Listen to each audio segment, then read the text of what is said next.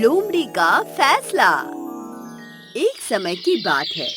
एक पीपल के पेड़ पर एक चिड़िया घोंसला बनाकर रहती थी। वह अक्सर खाने की तलाश में इधर-उधर जाया करती थी।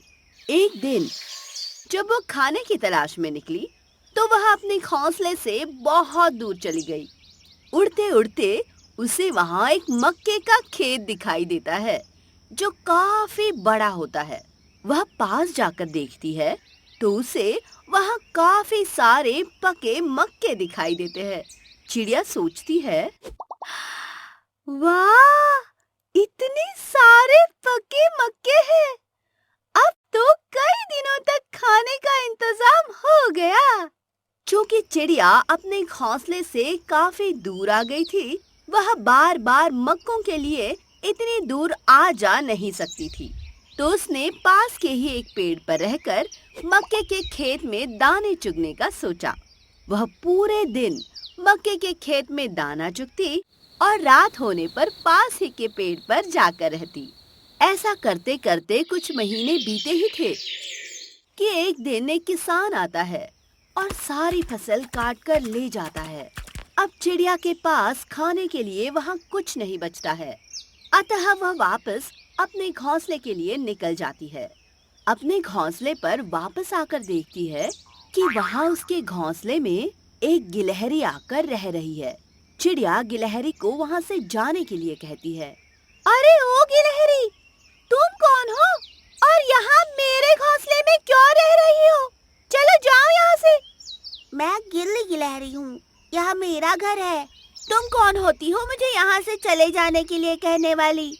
ये मेरा घोंसला है। मैं यहाँ कई सालों से रहती हूँ। बस खाने के लिए कुछ दिन बाहर गई थी। चलो जाओ मेरे घोंसले से। गिलहरी कहती है, नहीं, ये मेरा घर है, मैं यहाँ से नहीं जाऊंगी। दोनों के बीच इस बात को लेकर काफी बहस होने लगी।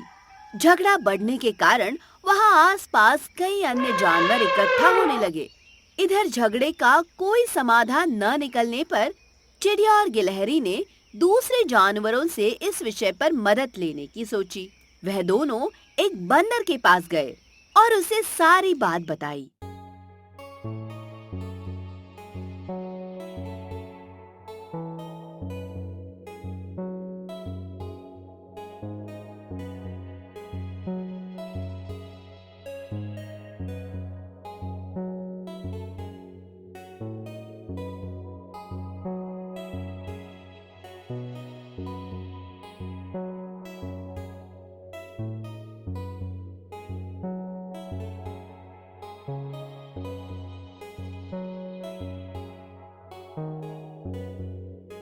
बंदर के लिए भी यह निर्णय करना मुश्किल था कि वह घर किसका होगा। बंदर कहता है, माफ करना चिड़िया और गिलहरी बहन, मुझे समझ में नहीं आ रहा कि ये घर किसका है। मैं तुम्हारी मदद नहीं कर पाऊंगा। ऐसा कहकर बंदर वहां से चला गया। चिड़िया गिलहरी से कहती है, मुझे लगता है ये बंदर बेवकूफ है। हमें किसी समझदार जानवर से मदद लेनी चाहिए। वहीं पास ही एक तालाब के पास से एक लोमड़ी उन दोनों को देख रही थी।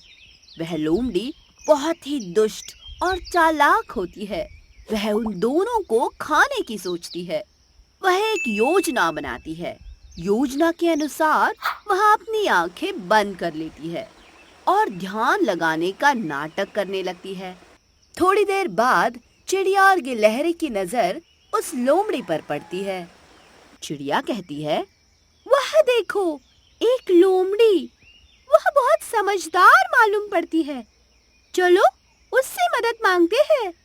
वह दोनों लोमड़ी के पास जाते हैं। चिड़िया लोमड़ी से कहती है, लोमड़ी बहन, हमें आपकी मदद चाहिए। लोमड़ी धीरे से अपनी आंखें खोलती है और कहती है, क्या बात है चिड़िया बहन, तुम दोनों परेशान लग रहे हो। चिड़िया और गिलहरी लोमड़ी को सारी बातें बताते हैं।